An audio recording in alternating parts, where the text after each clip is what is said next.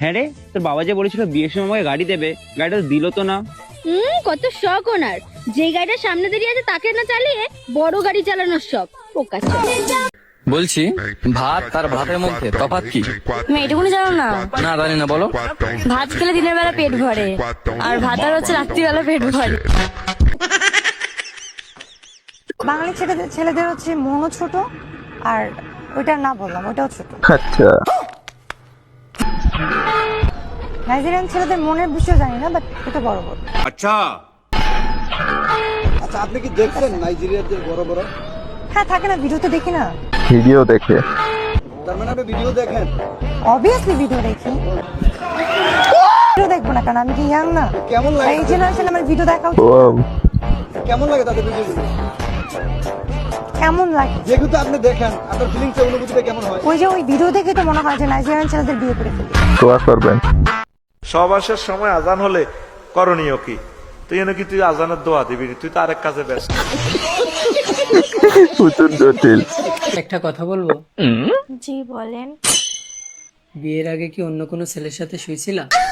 না না, আমি তো কারোর সাথে শুইনি, ওরা তো সবাই দাঁড়িয়ে দাঁড়িয়ে। লিজেন্ডরাই বুঝবে।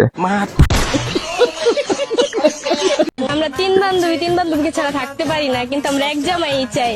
যদি আমাদের ভাত কাপড়ের দায়িত্ব নিতে চান তাহলে বান্ধবী এক জামাইয়ের কাছে যাইতে চাই। যদি কেউ ভাত কাপড়ের দায়িত্ব নিতে চায় তাহলে কমেন্ট করুন। থাকলে কেউ কমেন্ট করেন। আমরা তিন বান্ধবী একসাথে থাকতে চাই সারা জীবন, এটাই। আর আমরা তিন বান্ধবী এক বান্ধবীকে ছাড়া থাকতেই পারি না। কি করতে আমাদের এক জামাইকে চেয়ে বিয়ে করবো তিনজনই। আমি বিশ্বাস করি না। আমাকে 10 লাখ টাকা দিয়ে দাও আল্লাহ। এর মধ্যে থেকে 5 লাখ টাকা তোমার দান ধর্ম আল্লাহ। তাও যদি বিশ্বাস না হয়, তোমার 5 লাখ টাকা তুমি কেটে নেও, আমার 5 লাখ টাকা আমাকে দিয়ে দাও আল্লাহ। বুদ্ধি ঠিক আছে। দোষটা অনেক বড় ঝামেলা হয়ে গেছে। রকি ভাইয়ের মতো বন্ধু থাকতে তোর আবার কিসের ঝামেলা? মানে সব ঝামেলা তো আমি সলভ করে দেবো, তাই না? একটু অপেক্ষা করেন। I am pregnant. কস কি মাগি? কি করলি? গালি দিলি কেন তুই? আচ্ছা সরি, বাদ দে। ক কেমনে কি হয়েছে ক? অ্যাক্সিডেন্টলি হয়ে গেছে। অ্যাক্সিডেন্টলি মানে? অ্যাক্সিডেন্টলি হয়ে গেছে। ও মানে তুই হচ্ছে রাস্তা দিয়ে হাইটা যেতেছিলি, ঠিক আছে?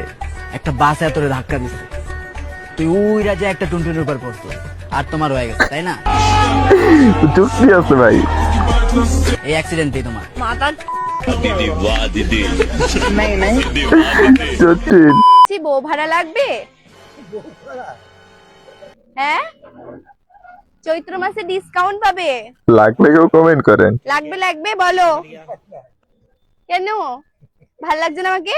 দেখো রোদের লাভ নয়, লাগবে কিনা বলো। বউ আছে আমার, আর বউ লাগবে না। তাহলে আমার কি হবে?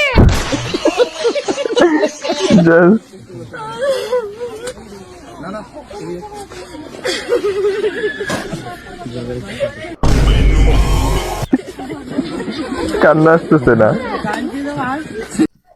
তোমার কথা শুনে তো বাড়ি থেকে পালিয়ে আসলাম, তুমি আমাকে ঠিকঠাক ভাবে রাখতে পারবে তো? আর তুমি এসব নিয়ে চিন্তা কেন করছো? তোমাকে ঠিকঠাক ভাবে রাখার যে কোনো একটা ব্যবস্থা আমি করে নেবো। আর আমার এতটুকু ক্ষমতা আছে যে তোমাকে দুবেলা দুটো রুটি আমি খাওয়াতে পারবো। 2টো রুটি? আমি তো 9টা রুটি খাই। এটাই প্রবলেম। বলছি দাদা, বিবাহিত না অবিবাহিত? প্রমাণ হয়ে গেছে, কনফার্ম। বুঝে নিবেন। ও বিবাহিত। আমি ঘরে তোর বউ আছি, তুই বাইরে অন্য কোনো মেয়ের সাথে প্রেম করছিস, বল আগে। এদিকে শোন না, এই যা এখান থেকে। তুই কি আমার উপর রেগে আছিস? আমি কি কিছু করেছি? না, তুই জানিস আমি ঘরে থাকা সত্ত্বেও তোর জিজু অন্য মেয়ের সাথে প্রেম করছে। শোনা গো, আমার খুব কষ্ট যে বলো। কি? তুমি যা বলেছিলে তুমি আমার দিদিকে ছাড়া শুধু আমাকে ভালোবাসো, তাহলে ওই বাইরের মেয়েটা কে? এসে গেছে রে। ক্ষমা করে দাও। আমাদের কিছু কি খারাপ আছে নাকি? একটু বোঝার চেষ্টা করো। তোমার গাড়ির আয়তন ছোট, তুমি গাড়ির ভেতরে ঠেলে ঠেলে ঢোকাবে কত? চাইতে পারবেন না ভাই। বলছি আপনি কি দামাদামি করবেন না একদমে নেবেন?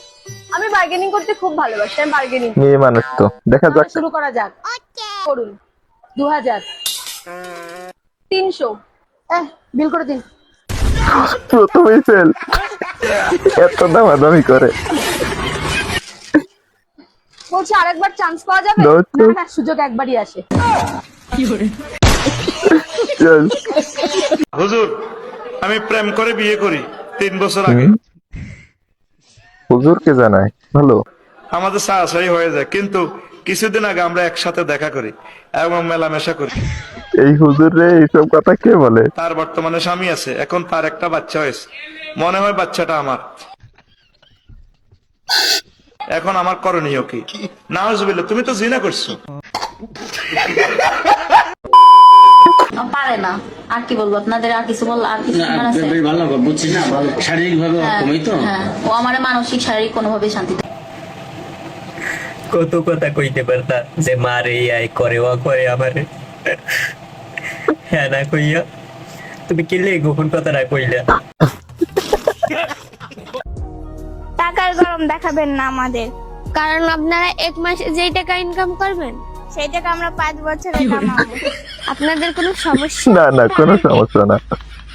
জান এমন একটা কিছু করো যেন সারা জীবন আমি তোমার হয়ে যাই। কি করবো সেটা? সেটা তুমি ভাবো। একটা কাজ করি, তোমাকে প্রেগনেন্ট করে দিই। এসব ছাড়া ভালো বুদ্ধি হবে না। আব্বা আম্মা তোমার কি হয়? দেখছে সবার কথা, তোর মা আমার বই হয়, তাই তো না আমার কি হবো? আমার মাই তোর দাদি হবো। রে তুই আর ঠাকুর মালিকা সাইলেন্ট করে না, নিজের বলে বল, আমার বলে দাদি। বিচার ঠিক আছে ভাই। আমি একবার আমার বয়ফ্রেন্ডকে নিয়ে ধরা খেয়েছিলাম, আমার মা এটা জানার পরও আমাকে কিছু বলে নাই। ছেলেদের বেলায় রং মারাও, রং করা। 5 বার ফেল করছু, এইবার যদি ফেল করিস তাহলে আমাক বাপ ডাকার অধিকার ভুলে যাস। আচ্ছা ঠিক আছে। ওয়াও, এই হনে কি করিস রে? রেজাল্ট দেখে আইছি। তা পাস কি করছু? এই বুড়ো কুদ্দুস চুপ কর। বাপ পাস মারাইছে। বাপ ডাকতে নিষেধ করছিল।